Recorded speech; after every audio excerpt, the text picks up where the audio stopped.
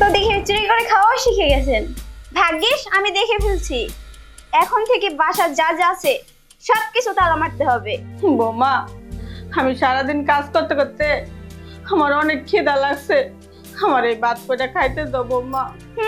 নেকা কান্না, সারাদিন খালি বসে বসে খাই খাই। এ বাসার কি কাজ করেন আপনি? সবই তো আমি করি। বৌমা, তুমি মিশা কথা কও লিগা?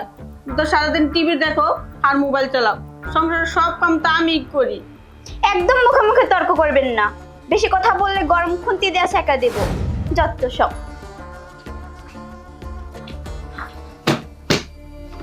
শালার জীবন রে, পুরুষ মানুষের বলে ঘরের কাম।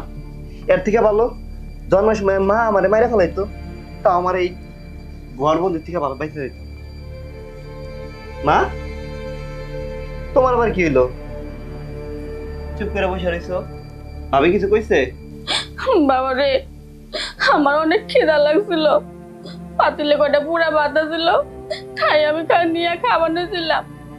বৌমা আমার হাত থেকে বাটি নিয়ে গেল গা, নিয়ে যায় কয় আমি নাকি চোর, আমার সংসারের মধ্যে আমি চোর হবো। আমারে কয় আমি এই সংসারে নাকি সবকিছু নাকি চুরি করে নিয়ে যাবো গা। ভালো করছে, একদম ভালো করছে, তোমার সাথে এটাই করা উচিত। আচ্ছা মা, জন্মের সময় কি তুমি আমাদের লবণ খেয়ে মারা ফেলাইতে পারলা না? তখন যদি মারা ফেলাইতে তাহলে তোমার এই দেখা লাগে। আমি পুরুষ মানুষের ঘর মুছি, হাড়ি পাতিল মুছি, কে এগুলো কি আমার কাজ? পুরুষ মানুষের ঘরের কাজ, তুমি বলো। কি করবো? আমি যদি জানতাম এই কাল নাকি গড়ে আনলে এই সংসারের মধ্যে এরকম হবো, তাহলে আমি জীবনও এই কাল নাকি রে আমি জীবনও গড়ে আনতাম না। কি আর করবা, এটা নিয়ে খাওয়া লাগবো। মাঝে মাঝে মনে চায় গলায় দুইটা মরে যায়।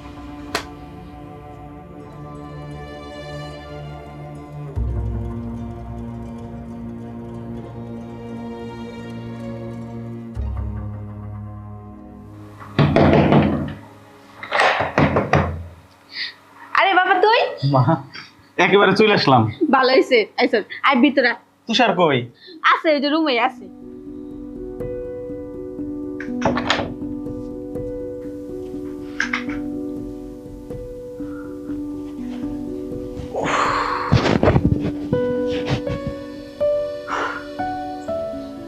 বাবা তুই আইসো, ভালো হয়েছে। হমা, তোমাদের জন্য মনটা কাঁদতেছিল, তাই একেবারে চলে আসলাম। আর কোনোদিন যাবো না। কিন্তু মা, তোমার এই অবস্থা কেন?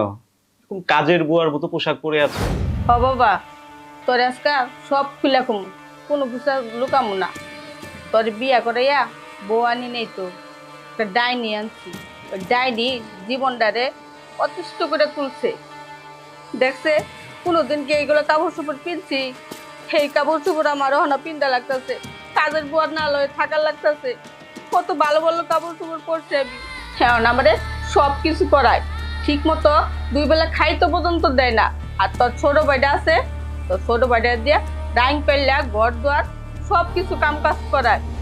একটা পুরুষ মানুষ হইয়া ঘরে কাজকর্ম করে, এটা কি সাজে? তুই ক। কই, তোমরা তো আমারে কোনোদিন কোনো কিছু বলো নাই। আমি বিদেশ পাড়ি জমাইছি কেন? তোমাদের সুখের জন্য, তোমাদের ভালোর জন্য। কিন্তু সেই সুখ আমার পরিবারে যদি নাই থাকে, তাহলে দেশের বাইরে আমি কেন গেছি? আমি ছাড়ব না। আমার জান্নাতের মতো মায়ের সাথে যে দুর্ব্যবহার করছে, তার আমি এই বাড়িতেই রাখবো না। আফরিন, আই আফরিন।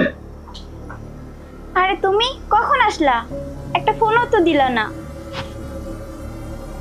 আমি যদি ফোনই দিয়ে আসতাম, তাহলে তো এই সিন দেখতে পারতাম না, এই দৃশ্য দেখতে পারতাম না। মানে কি বলতেছো এসব? আমি তো কিছুই বুঝতেছি না। বাহ, নাটক তো অনেক ভালো শিখেছো। কি বলতেছো এসব? আমাকে বুঝিয়ে বলো, না বুঝালে কিভাবে বুঝবো আমি? ভাবি, চাল কয় পর দেবো?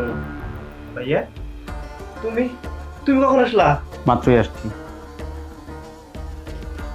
আফরিন, এখন তুমি কি বলবা? আমি তো সব নিজের চোখেই দেখছি। আমার মা বাড়ির কাজের লোক, আমার ভাই ভাত রান্না করার জন্য পাতিল নিয়ে আসছে। আচ্ছা তুমি বলো তো, আমি ওই দূর প্রবাসে কেন গিয়েছিলাম? আমার মা, আমার ভাই, ইভেন তুমি, এই তোমাদের জন্য, তোমাদের সুখের জন্য, তোমাদেরকে যেন একটু ভালো রাখতে পারি তার জন্যই প্রবাসে আমি দিনের পর দিন, রাতের পর রাত পরিশ্রম করছি। কিন্তু আজকে বাসায় এসে আমি যা দেখছি, এটা তো দেখার কথা ছিল না। কেন করলা? কেন করলা তুমি আমার সাথে এমন? আমি তো তোমারে ভালোবাসতাম, এখনো তোমার আমি ভালোবাসি।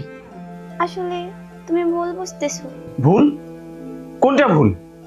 আমার ভাই পাতিল নিয়ে এসে জিজ্ঞেস করছে ভাবি কয় পট চাল দিব, আমার মা এই পুরনো কাপড় পরে আছে, এগুলা ভুল? তুমি অনেক ভালো অভিনেত্রী আফরিন। আচ্ছা, তোমার ভাবি যদি তোমার মায়ের সাথে এমন ব্যবহার করতো, তখন তুমি কি করতা? আসলে আমি বুঝতে পারিনি, আমি অনেক বড় ভুল করে ফেলছি। তুমি আমাকে ক্ষমা করে দাও। ক্ষমা? ক্ষমা পাওয়ার অনুশোচনা বোধ তোমার আছে? মা, আপনি আমাকে ক্ষমা করে দেন। আমি আপনার সাথে অনেক অন্যায় করছি, অনেক অত্যাচার করছি আপনাকে। ভাইয়া, আপনি আমাকে ক্ষমা করে দেন। আপনার সাথে আমি অনেক খারাপ আচরণ করছি। বৌমা, তুমি যে তোমার ভুল বুঝতে পারছো, এরই অনেক কিছু। তুমি আমার মেয়ের মতো আজ থেকে থাকবা।